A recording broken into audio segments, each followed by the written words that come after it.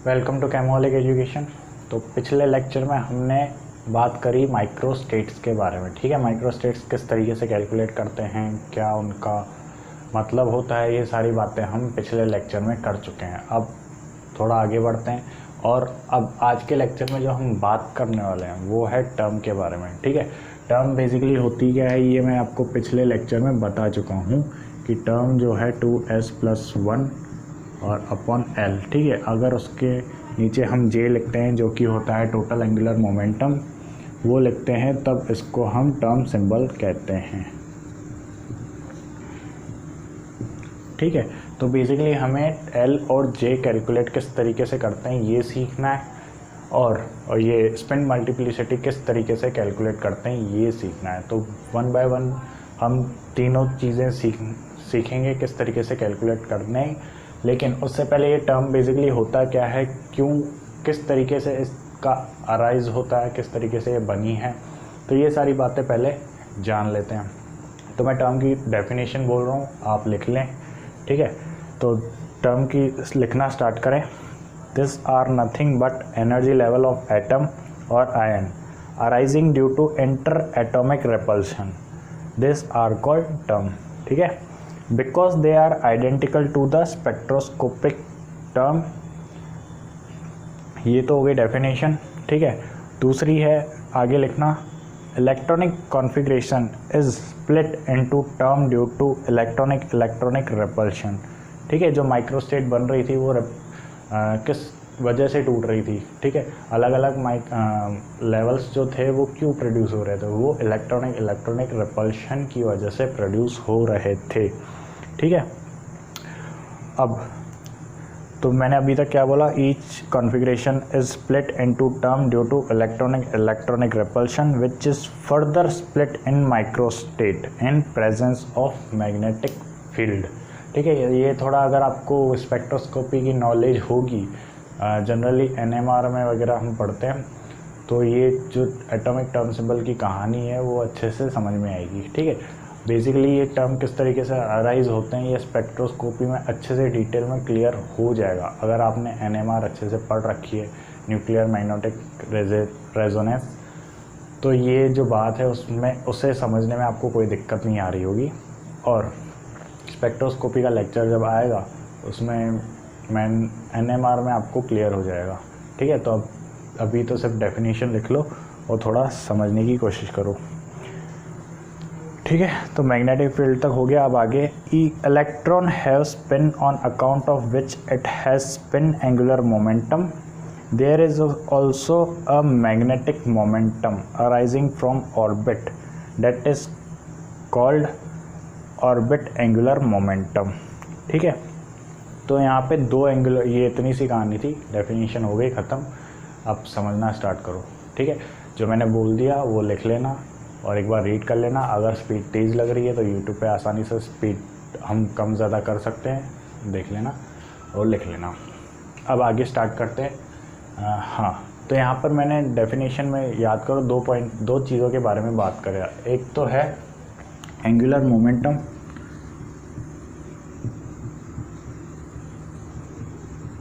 Angular momentum है एक, तो ऑर्बिटल एंगुलर मोमेंटम है और एक स्पिन एंगुलर मोमेंटम है। ठीक है, तो ऑर्बिटल एंगुलर मोमेंटम तो किस वजह से अराइज हो रहा है, क्योंकि इलेक्ट्रॉन जो है वो ऑर्बिट के अराउंड रिवॉल्व कर रहा होता है। और स्पिन एंगुलर मोमेंटम किस वजह से अराइज होता है, क्योंकि हमें पता है कि इलेक्ट्रॉन भी अपनी एक्सिस पर स्पिन कर रहा होता है। पूरा सोलर सिस्टम वाला सिस्टम होता है, जैसे अर्थ जो है वो एक इलेक्ट्रॉन समझ लो जो अपने सन के अराउंड रिवॉल्व कर रही है और अपनी एक्सिस पर भी रिवॉल्व कर रही है। ठीक है, तो वही सारी कहानी है एटॉमिक स्ट्रक्चर वाली। तो ऑर्बिटल एंगुलर मोमेंटम किस वजह से अराइज होता है और स्पिन एंगुलर मोमेंटम किस वजह से अराइज होता है ये तो आप लोगों को पता ही है। ठीक है, तो डेफिनेशन का काम ख़त्म हो गया। अब यहाँ पर एक बात और कही है मैंने, इलेक्ट्रॉनिक इंटरेक्शन। तो अब इलेक्ट्रॉन इंटरेक्शन जो होता है वो 3 टाइप से होता है, यानी कि 3 टाइप के इंटरेक्शन प्रेजेंट होते हैं। अब वो 3 टाइप के इंटरेक्शन कौन से हैं एक तो है स्पिन इंटरेक्शन, ठीक है, दूसरा है ऑर्बिटल इंटरेक्शन, तीसरा है स्पिन ऑर्बिटल इंटरेक्शन। यानी कि ये 3 टाइप के इंटरेक्शन प्रेजेंट होते हैं, ठीक है, स्पिन इंटरेक्शन, ऑर्बिटल इंटरेक्शन और स्पिन ऑर्बिटल इंटरेक्शन। अब ये बेसिकली है क्या, इनका मतलब क्या है वो देखते हैं। तो पहले तो इनका ऑर्डर देख लेते हैं कि कौन सी कंडीशन में स्पिन अट्रैक्शन ज़्यादा होता है और स्पिन ऑर्बिटल इंटरेक्शन ज़्यादा होता है। तो एटॉमिक नंबर लेस देन 30, तो मतलब लेस देन 30 जो एटॉमिक नंबर है उनमें स्पिन अट्रैक्शन तो सबसे ज़्यादा होता है, और फिर उससे कम ऑर्बिटल इंटरेक्शन होता है, और उससे कम स्पिन ऑर्बिटल इंटरेक्शन होता है, ठीक है। और पहला पॉइंट तो ये हो गया। और एटॉमिक नंबर मोर देन 30 में स्पिन ऑर्बिटल इंटरेक्शन सबसे ज़्यादा होता है, फिर ऑर्बिटल इंटरेक्शन सबसे ज़्यादा होता है, और फिर स्पिन इंटरेक्शन सबसे ज़्यादा होता है। तो ये जो ऑर्डर है ये याद रखना कि किस कंडीशन में कौन सा इंटरेक्शन सबसे ज़्यादा होता है और कौन सा इंटरेक्शन सबसे कम होता है, ठीक है। अब इसका रीज़न हम ज़रा देख लेते हैं कि रीज़न जो है वो क्यों स्पिन इंटरेक्शन जो है वो लेस देन 30 वाले एटम्स में ज़्यादा है और मोर देन 30 वाले एटम्स में कम है। तो इस ऑर्डर को याद रखना। अब ज़रा रीज़न देखते हैं कि स्पिन ऑर्बिटल इंटरेक्शन जो है वो हायर एटॉमिक नंबर्स में क्यों ज़्यादा होता है, ठीक है। तो जो रीज़न है, ज़ाहिर सी बात है कि हायर एटॉमिक नंबर जो होगा उसमें न्यूक्लियर चार्ज ज़्यादा होगा, ठीक है। न्यूक्लियर चार्ज ज़्यादा होगा तो नंबर ऑफ़ इलेक्ट्रॉन्स भी उसमें ज़्यादा हैं। नंबर ऑफ़ इलेक्ट्रॉन्स ज़्यादा है तो उन जो इलेक्ट्रॉन्स है उनकी वेलोसिटी भी ज़्यादा होगी रिवॉल्व करने की, और जब वेलोसिटी ज़्यादा होगी रिवॉल्व करने की तो उससे जो मैग्नेटिक मोमेंट जनरेट होगा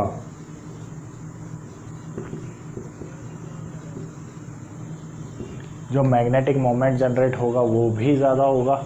बोलो भाई, ज़्यादा होगा ना, ठीक है। तो मैग्नेटिक मोमेंट ज़्यादा होने की वजह से जो इंटरेक्शन होगा वो भी ज़्यादा होगा, और इंटरेक्शन ज़्यादा होने की वजह से जो स्पिन और ऑर्बिटल के बीच में जो इंटरेक्शन है वो ऑब्वियसली ज़्यादा होगा, और उसकी वजह से जो स्पिन ऑर्बिटल की जो एनर्जी है, स्पिन और ऑर्बिटल के इंटरेक्शन की जो एनर्जी है वो ज़्यादा होगी। तो रीज़न समझ में आ गया। न्यूक्लियर चार्ज ज़्यादा होने की वजह से, और हमें पता है कि हायर एटॉमिक नंबर में नंबर ऑफ़ इलेक्ट्रॉन्स भी ज़्यादा होंगे, और नंबर ऑफ़ इलेक्ट्रॉन्स ज़्यादा होंगे तो उनमें वेलोसिटी ज़्यादा होगी रिवॉल्व करने की, उसकी वजह से जो मैग्नेटिक मोमेंट जनरेट होगा वो भी ज़्यादा जनरेट होगा, ठीक है। तो इसी वजह से जो है स्पिन ऑर्बिटल की इंटरेक्शन जो है वो ज़्यादा होती है, ठीक है। तो ये तो सारी बात हो गई डेफिनेशंस और याद रखने वाली बातें, ठीक है। अब ज़रा हम कैलकुलेट करना सीखते हैं स्पिन मल्टीप्लिसिटी। भाई टर्म सिंबल जो होता है वो 3 चीज़ों से ही तो बना होता है, स्पिन मल्टीप्लिसिटी, ठीक है, ऑर्बिटल एंगुलर मोमेंटम और टोटल एंगुलर मोमेंटम। इन 3 चीज़ों से मिलकर ही एक टर्म सिंबल बना हुआ होता है। तो जो सबसे पहले हमें सीखना है वो क्या सीखना है, स्पिन मल्टीप्लिसिटी की स्पिन मल्टीप्लिसिटी हम किस तरीके से कैलकुलेट करते हैं। तो यानी कि जो पहला इंटरेक्शन था स्पिन मल्टीप्लिसिटी, जाहिर सी बात है कि स्पिन इंटरेक्शन की वजह से जनरेट होगी, ठीक है। तो यानी कि एस इंटरेक्शन इसको कह सकते हैं, ठीक है। या तो स्पिन इंटरेक्शन हेडिंग डाल लो या एस इंटरेक्शन हेडिंग डाल लो, ठीक है। तो अब हम स्पिन जो है वो किस तरीके से कैलकुलेट करते हैं। तो स्पिन कैलकुलेट करने का जो तरीका है वो देखना कि सिंपल सा कुछ नहीं है। जैसे स्पिन हमें कैलकुलेट करनी है तो जो स्पिन प्रेजेंट है S1, S2, S3, S4 जो भी स्पिन प्रेजेंट है उनको ऐड कर लो। जैसे एग्जांपल से बेटर समझ में आएगा, जैसे P3 है, ठीक है। तो P3 में जो स्पिन हमें कैलकुलेट करनी है ये है। अब इसकी स्पिन क्या है, प्लस हाफ, इसकी स्पिन क्या है, प्लस हाफ, और तीसरे की स्पिन क्या है, प्लस हाफ। इन तीनों की प्लस हाफ हाफ स्पिन है, ठीक है। तो तीनों को ऐड करेंगे तो कितनी आएगी, हाफ प्लस हाफ आएगा 3/2।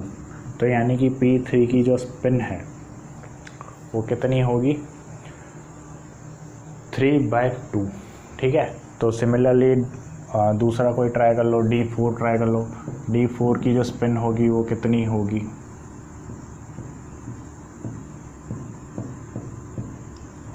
तो plus half plus half plus half plus half, ठीक है।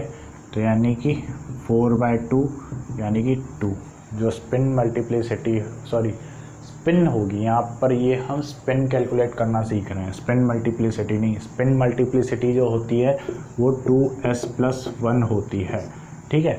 स्पिन मल्टीप्लिसिटी तो 2s+1 होती है,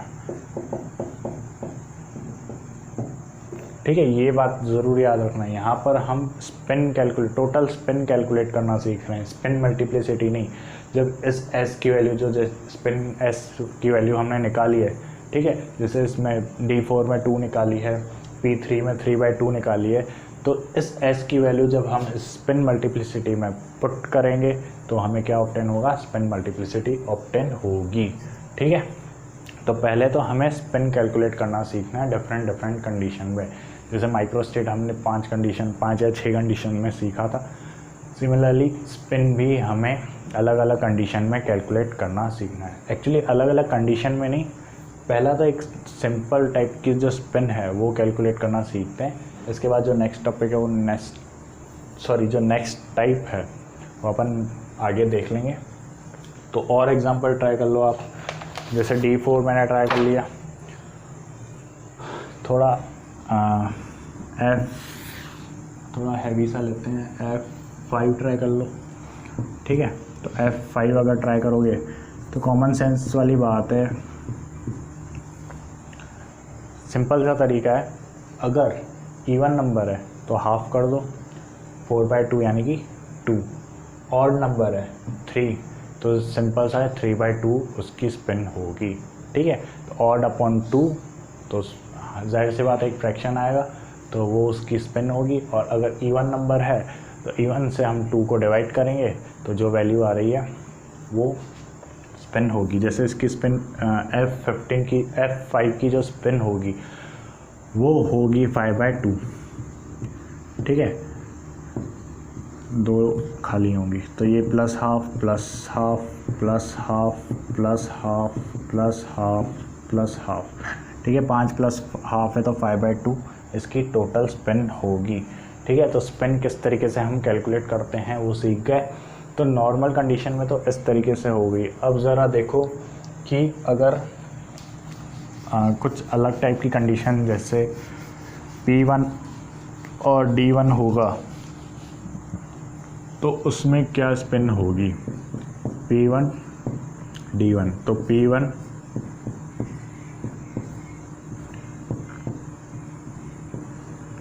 D1 तो इसमें क्या स्पिन होगी, इसकी हाफ इसकी हाफ, तो टोटल स्पिन तो 1 ही हुई, ठीक है। प्लस हाफ कितना होता है, टोटल 1 होता है। तो इसकी टोटल जो स्पिन होगी वो तो कितनी 1 ही होगी। सिमिलरली अगर D7 की बात करूँ मैं तो इसकी स्पिन क्या होगी, 7/2, ठीक है। F15 की अगर मैं बात करूं तो F15 की क्या होगी, 15/2। F15 होता ही नहीं है, 14 इलेक्ट्रॉन तो भर सकते हो तुम F सब शेल में, F15 मतलब कुछ भी बोल दिया फ्लो में चलते ही जाओगे। तो F14 F14 में कितने, जो F14 की स्पिन होगी वो कितनी होगी, वो होगी 7, ठीक है। F7 की कितनी होगी, फिर F7 की होगी 7/2, ठीक है। तो नॉर्मल स्पिन हम किस तरीके से कैलकुलेट करते हैं वो तो आप सीख गए होंगे, ठीक है। अब जो नेक्स्ट चीज़ हमें सीखनी है वो है possible number off spin calculate करना। ये तो हमने जो हम आज तक जो नॉर्मल कंडीशन में ऑर्बिटल्स को बनाते हुए आए हैं, ठीक है, छोटी क्लासों में, जैसे P3 हो गया, तो P3 हमने सिंपल सा एक एक ऑर्बिटल में एक एक इलेक्ट्रॉन भर दिया और स्पिन कैलकुलेट कर दी। लेकिन ये क्वांटम है और अब तुम बड़े हो गए हो, तो अब जो हमें कैलकुलेट करना है वो possible number off spin calculate करनी है, ठीक है। पॉसिबल नंबर ऑफ स्पिन, जैसे एक एग्जांपल से समझाता हूँ मैं। P3 लेते हैं, ठीक है। अब P3 जो है वो कितने टाइप से प्रेजेंट हो सकती है। P3 ऐसे भी प्रेजेंट हो सकती है, P3 ऐसे भी प्रेजेंट हो सकती है, ठीक है। और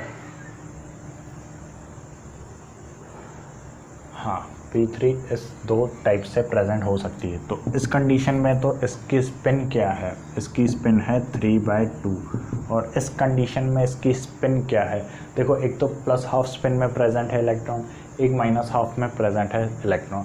तो ये प्लस हाफ और माइनस हाफ जो है वो एक दूसरे के मोमेंटम को कैंसिल कर देंगे, तो इनका मोमेंटम तो गया, ठीक है। तो जो मोमेंटम जनरेट हो रहा होगा इस वाली कंडीशन में, तो ये प्लस हाफ जो एक टाइप की स्पिन चल रही है, ठीक है, इसी की वजह से जनरेट हो रहा होगा, तो इसका जो स्पिन आएगी टोटल वो आएगी प्लस हाफ, ठीक है। और चाहो तो ऐसे भी कर सकते हो कि इसमें एक तो प्लस हाफ प्रेजेंट है और एक माइनस हाफ प्रेजेंट है, तो ये माइनस, तो टोटल जो होगा plus half minus half plus half, ठीक है। तो ये तो कैंसिल आउट हो गए और बचा क्या, प्लस हाफ, ठीक है।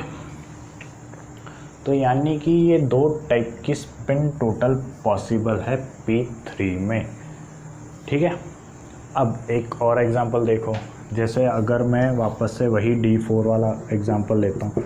D4 जो है वो कितने टाइप से प्रेजेंट हो सकता है। D4 एक तो ये हो गई कंडीशन, ठीक है, एक कंडीशन तो ये हो गई, एक कंडीशन ये हो गई, ठीक है। तो ये इतनी कंडीशन में ये D4 प्रेजेंट हो सकता है। अब ज़रा इसमें स्पिन कैलकुलेट करो, तो इसमें half half half half, 4 half यानी कि 4/2, यानी कि ये इस D4 की तो स्पिन हो गई टोटल 2। अब इसकी कैलकुलेट करते हैं, इन दोनों की तो आपस में कैलकुलेट नहीं होगी, मतलब 0 हो जाएगी, ठीक है। और ये प्लस हाफ यानी कि 1, और इसकी अगर हम कैलकुलेट करें तो 0। ये दोनों एक दूसरे के मोमेंटम को कैंसिल आउट कर देंगे, तो इसका प्लस हाफ और माइनस हाफ आपस में कैंसिल आउट, इसका प्लस हाफ और इसका माइनस हाफ आपस में कैंसिल आउट, ठीक है। तो टोटल जो स्पिन होगी इसकी तो 0 होगी, इसकी 1 होगी और इसकी 2 होगी। यानी ये जो नंबर D4 में जो नंबर ऑफ पॉसिबल स्पिन्स हैं वो क्या हैं, 2, 1 और 0, ठीक है। P3 में जो नंबर ऑफ पॉसिबल स्पिन्स हैं वो हैं 3/2 और 1/2, ठीक है।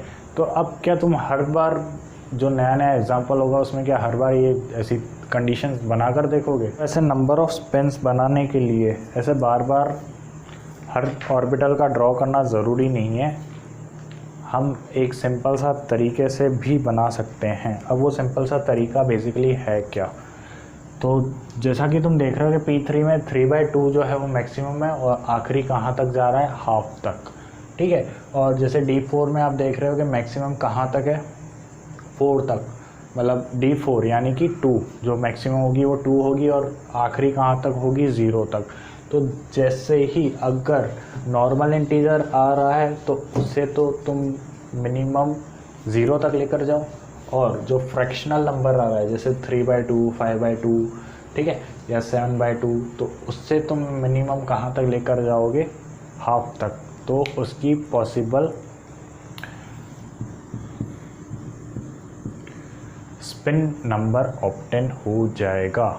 जैसे कि F7 है, F7 में जब आप स्पिन कैलकुलेट करोगे तो मैक्सिमम स्पिन कितनी आएगी, वो आएगी 7/2, ठीक है। दूसरी क्या आएगी 5/2, तीसरी क्या आएगी 3/2 और लास्ट हाफ, ठीक है। चाहो तो बनाकर देख लो, पहली 7 वाली बनाओगे,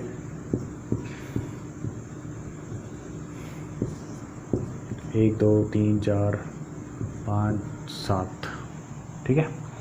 फिर एक यहाँ पर और बना लो,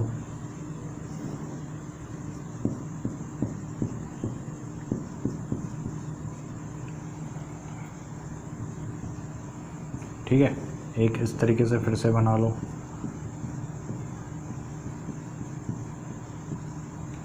फिर से इसको मल्टीपल कर दो,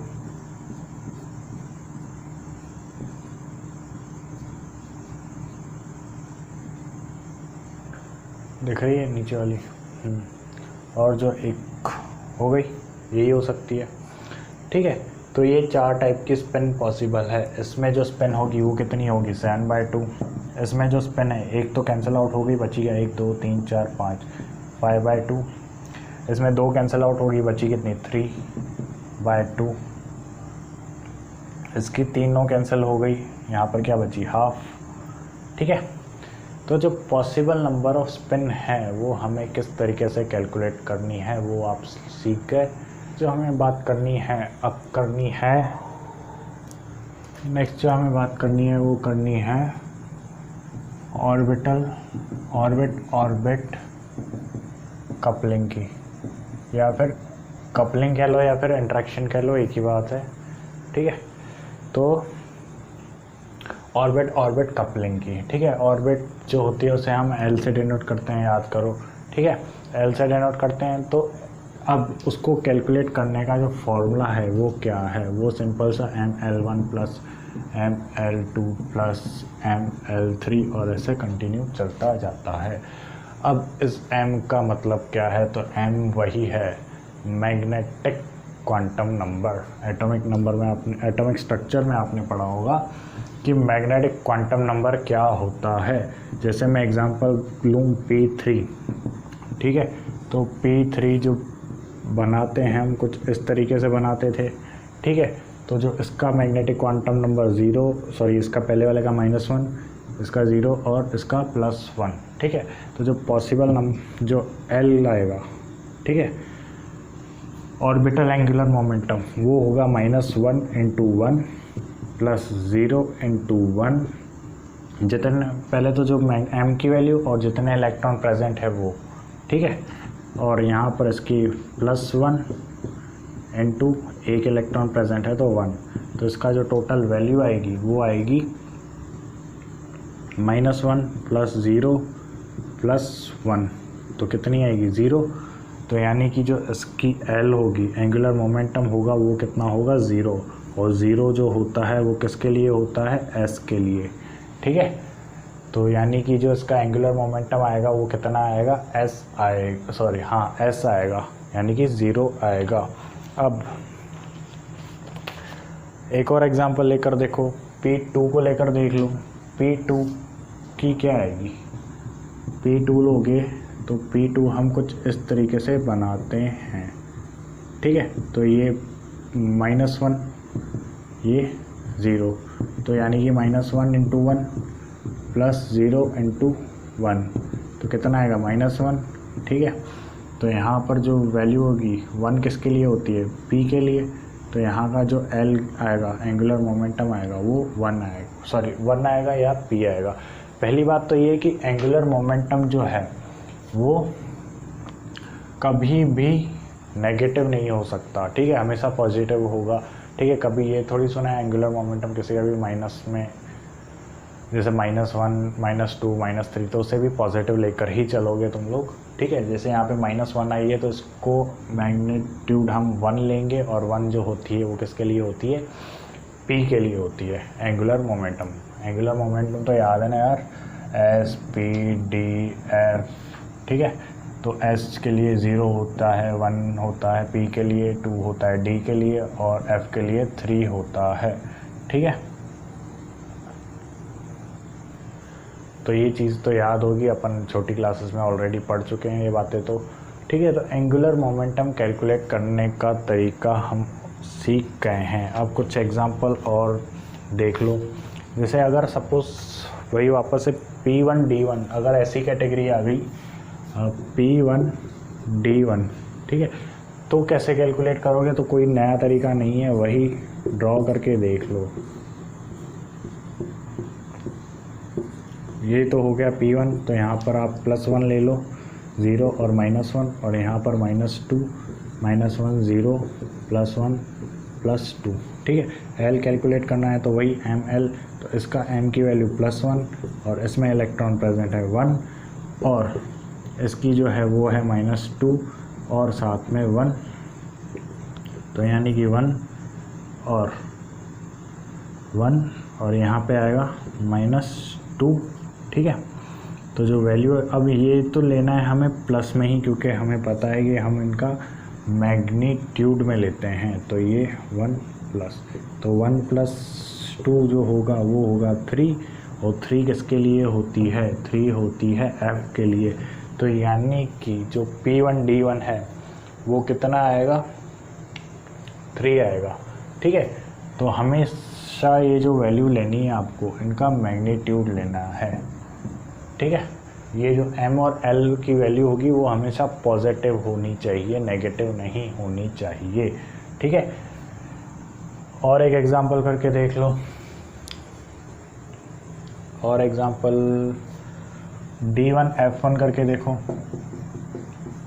D1 F1 करो, तब तक मैं बोर्ड रब करता हूँ। याद रखना ML जो लेते हैं हम हमेशा पॉजिटिव लेते हैं।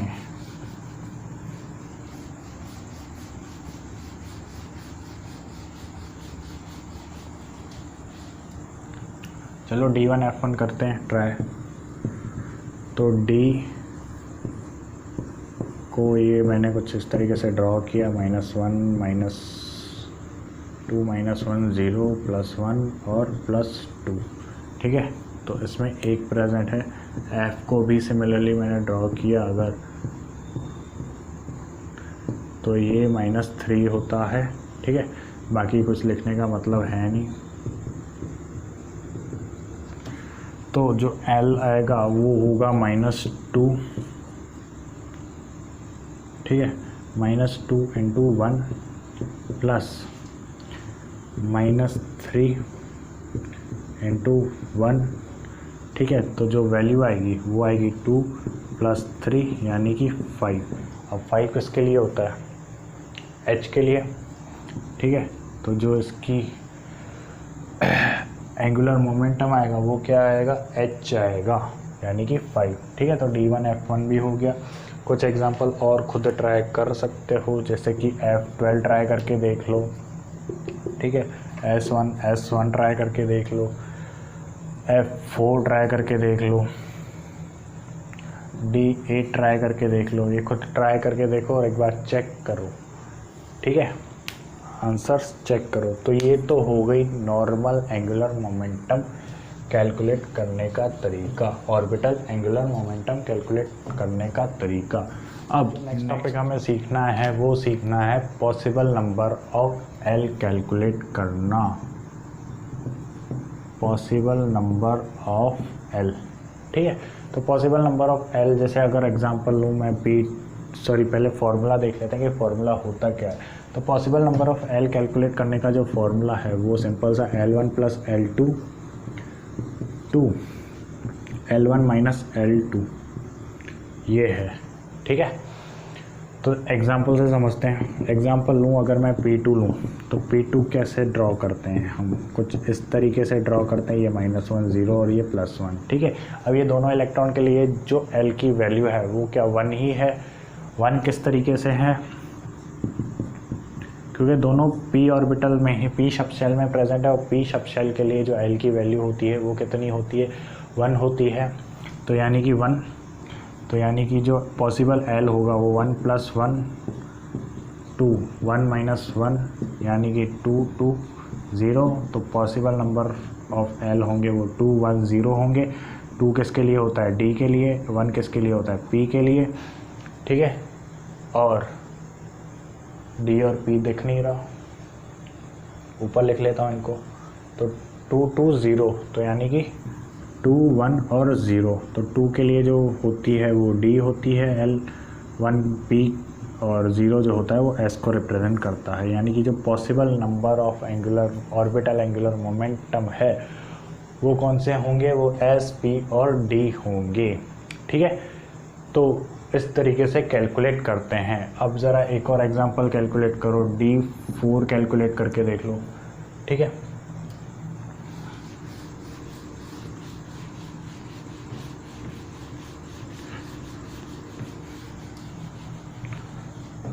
तो D के लिए जो L की वैल्यू होती है वो होती है 2। ठीक है, तो L क्या होगा? 2 + 2 2 2 - 2, तो यानी कि 4 2 0, यानी कि 4 3 2 1 और 0। तो यानी कि 0 किसके लिए होता है? S के लिए। 1 किसके लिए होता है? P के लिए। 2 किसके लिए होता है? D के लिए। H and 4 I। तो ये possible number of angular momentums हैं D4 के लिए। ठीक है, सिमिलरली अब P1 और D1 कैलकुलेट करने की कोशिश करो। P1 D1।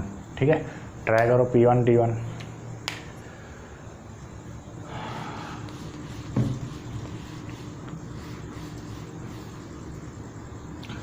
तो P1 D1 के लिए जो पॉसिबल नंबर ऑफ L's होंगे, तो इसके लिए तो L की वैल्यू है 1 और इसके लिए है 2, यानी कि यहाँ पर L1 और L2 इस बार अलग अलग है। तो L1 और L2 की वैल्यू है, एक तो 1 + 2 और दूसरी है 2 - 1। ठीक है, L हमेशा पॉजिटिव लेना है, इसीलिए हमें बड़े नंबर से छोटा नंबर ही हमेशा माइनस करना है। तो जो वैल्यू आएगी वो आएगी 3 2 1, यानी कि 3 2 और 1 ये पॉसिबल नंबर ऑफ L's होंगे। तो 1 किसके लिए होती है? P के लिए। 2 किसके लिए होती है? D के लिए। और 3 किसके लिए होती है? F के लिए। तो यानी कि जो पॉसिबल नंबर ऑफ L's होंगे वो P D F होंगे। किसके लिए? P1 D1 के लिए। ठीक है, नेक्स्ट ट्राई करो P1 F1 ट्राई करके देखो। ठीक है, बहुत सारे हैं, आप P1 एग्जांपल में दे देता हूँ, ट्राई करो। P1 F1 ट्राई करो। ठीक है, दूसरा D1 F1 ट्राई करो। ठीक है, तो ये दो ट्राई करके देखो। इनके लिए जो पहला वाला है उसके लिए जो वैल्यू आएगी वो आएगी D F और G। ठीक है, इसके लिए जो वैल्यू आएगी वो आएगी P D F G और H। ठीक है, ट्राई करो आता है कि नहीं आता। ठीक है, मेरा काम है कॉन्सेप्ट समझाना। अब एग्जांपल्स तो तुम्हें ही ट्राई करने हैं। ठीक है, मैंने 2 एग्जांपल्स दे दिए हैं, उनके आंसर भी बता दिए हैं। एक बार खुद ट्राई करो और देखो कि आंसर आता है या नहीं आता। ठीक है, तो अब हम स्टार्ट करते हैं थर्ड टाइप की इंटरेक्शन जो थी स्पिन ऑर्बिटल इंटरेक्शन। ठीक है, तो थर्ड टाइप की जो इंटरेक्शन है वो है SO इंटरेक्शन या फिर स्पिन ऑर्बिटल इंटरेक्शन। अब स्पिन ऑर्बिटल इंटरेक्शन जो है वो का रिजल्ट देगी, वो हमें टोटल स्पिन एंगुलर मोमेंटम का रिजल्ट देगी, यानी कि J।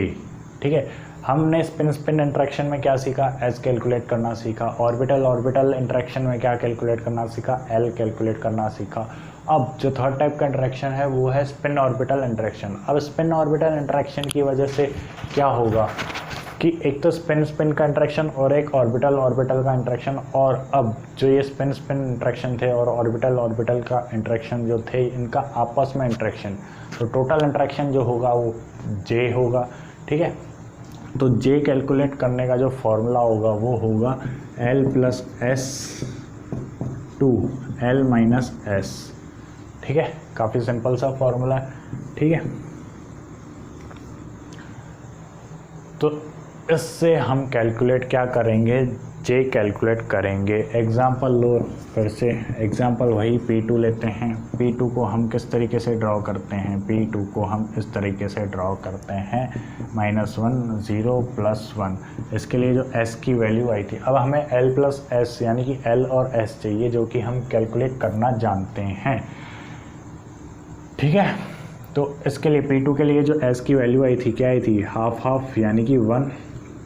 ठीक है, और L की वैल्यू कितनी आई थी, -1 × 1 0 × 1। ठीक है, तो 1 आई थी यानी कि P।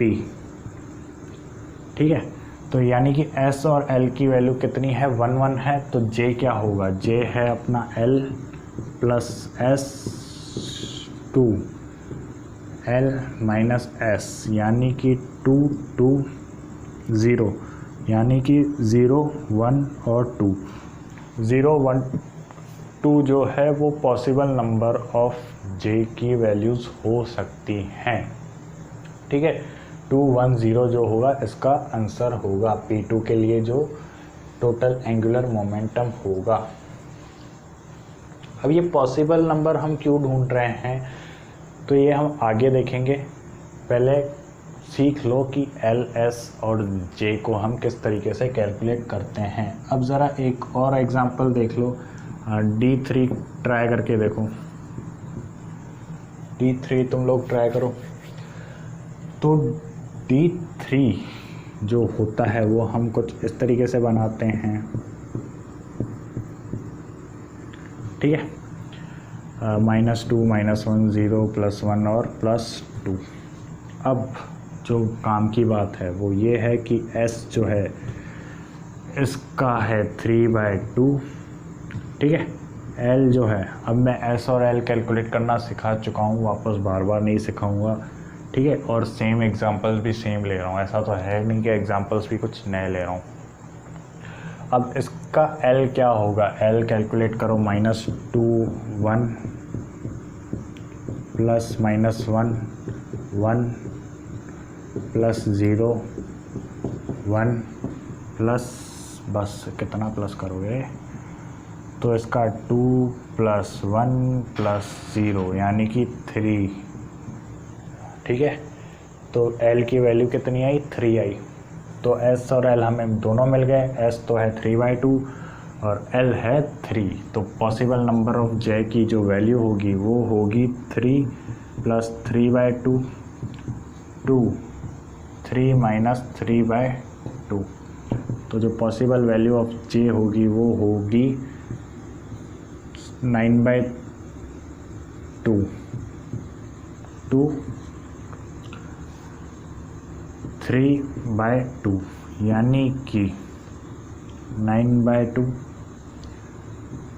7/2 5/2 और 3/2 यानी कि ये पॉसिबल नंबर ऑफ J होंगे। ठीक है, तो पॉसिबल नंबर ऑफ J ढूंढना आ गया। ठीक है, तो बेसिकली हमने तीनों बातें कैलकुलेट करना सीख लिया है कि स्पिन कैसे कैलकुलेट करते हैं। ठीक है, L कैसे कैलकुलेट करते हैं और J कैसे कैलकुलेट करते हैं। अब इनको हम टर्म सिंबल में किस तरीके से यूज़ करते हैं वो हम नेक्स्ट पार्ट में देखेंगे। बेसिकली हम इस वीडियो में सिर्फ ये सीखें कि स्पिन कैसे कैलकुलेट करते हैं, एंगुलर ऑर्बिटल एंगुलर मोमेंटम किस तरीके से कैलकुलेट करते हैं और टोटल एंगुलर मोमेंटम किस तरीके से कैलकुलेट करते हैं।